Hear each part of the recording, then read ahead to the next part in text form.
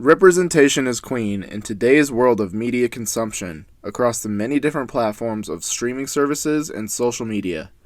In this video, I want to take a deep dive into what representation takes place in the HBO Max show called Harley Quinn, and talk about what work has been done to combat gender norms and stereotypes throughout its 3 seasons.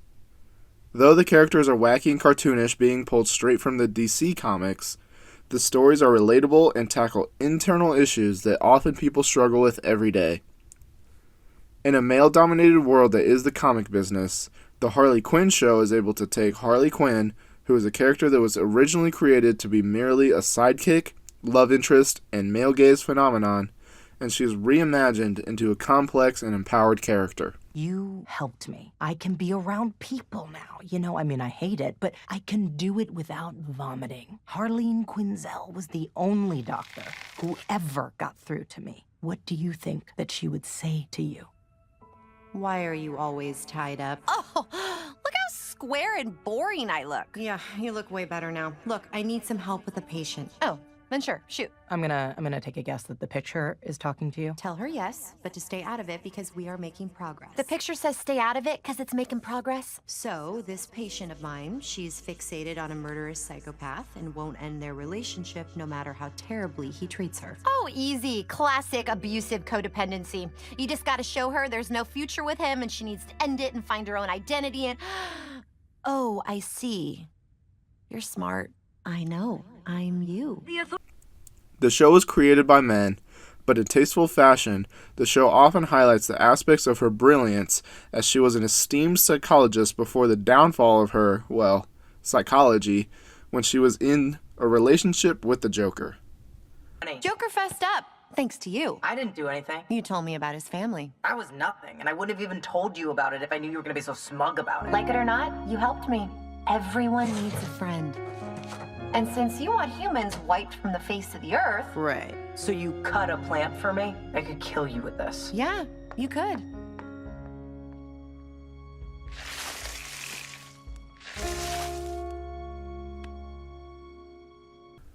While Dr. Harleen Quinzel was still practicing, she was able to make friends with another powerful woman and supporting character, who was one Dr. Pamela Isley, or more commonly known as Poison Ivy. Harley, I love you in a very odd, hard to articulate way. And if you just stopped sabotaging yourself. Unlikely. Right, but if you did, the world would be yours. And you could be any kind of, circus performer you want. Yeah, why am I still wearing this thing? I do not know.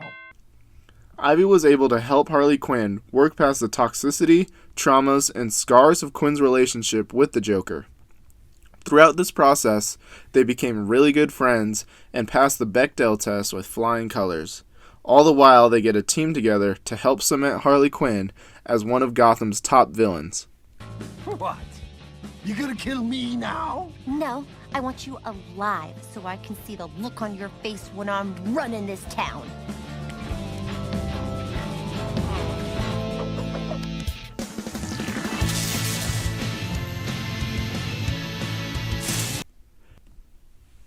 As the show develops over the seasons, Harley and Ivy's friendship gets spicy and turns into a romance pretty quickly. With their characters respectively being bisexual in the comics, this representation is not only inclusive, but accurate to the original material source, which we love to see.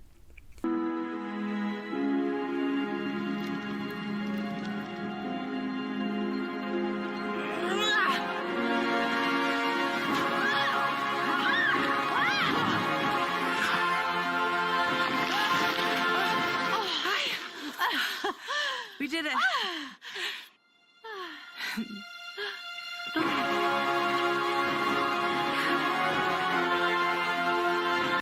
The writing of these characters gets pretty realistic as Harley and her irrational attachment issues begins to strain on Ivy in the 3rd season, which Ivy tried to end when she got through to Harley about the Joker. Throughout the second half of the show, at least what we have so far, we get a story of gradual increase in the Harley-Ivy relationship tension through an instinctual, passionate kiss that turns into marriage. The struggles of mental health in a person and hurting your loved ones are what more shows need to address to keep the audience in a reality check. It feels good to have a show with strong women that represents a lot of things most media is afraid to cover. Though the focus of the show and of this essay is to be the women in the show also tackles different gender norms and dives into the women's relationships with other characters. One member of Team Harley is a character named Clayface, who is a genderless character and expresses all sorts of sexual fluidity, as they are able to impersonate different people and are given relatable feelings and development. Not coming with. I agree. Clayface shouldn't go. But your boo, Stephanie, is mad stoked to hook up with you on the quad. Oh, God. What up? It is I, Stephanie. A fun yet bookish transfer student from Chico State. Yeah, Stephanie's not going either. Being a cartoon, Harley Quinn and other adult cartoons are able to give the space for these characters to be unapologetically themselves with full freedom to express violence and sexuality, as those are two things Harley Quinn encapsulates. Like when I mentioned the ability to bring a reality check to the audience, more cartoons need to bring this element because the narrative that animation is childish is combated when shows like Harley Quinn gain traction. Another tragic animated story that is centered around two strong women is called Arcane and is on Netflix. This is one of my favorite shows, and it really gets the struggles of life in impoverished areas across to the viewers. I will die with Watch Arcane on my gravestone because it's so good. They explore many depths of relationships. One of the main characters is implied to be lesbian, and it seems feelings develop for another supporting character. How exactly do you propose we go about this? Let him think you work here. Excuse me? I will not. You know what your problem is? Please, tell me. You expect everyone to give you what you want. If you really want people to talk to you, you have to let them think you have what they want.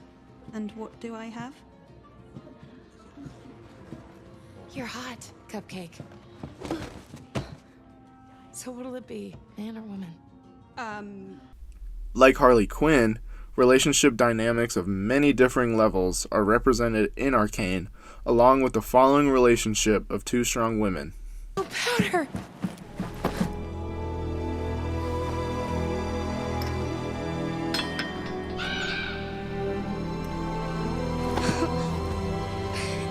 I'm so sorry, Powder. I tried to come back. I promise I did, but I got arrested. Marcus. I don't know. It doesn't matter. I never thought I'd see you again. Are you real? Yes, of course. It's me, Vi. Your sister. I'm here. I'm right here. Things changed when you left. I changed. I know. Pow Pow, I know. You did what you had to do to survive. This kind of media is very important to breaking the mold with different gender stereotypes, especially the one of men typically being the ones to like cartoons. The stories told on these shows are a must-see in my book because of its ability to offer many styles of representation, along with an engaging story that keeps you involved. The inclusion of stories like Harley Quinn marrying Poison Ivy are what more media needs to be comfortable with showing to mature and be real. Thank you for watching.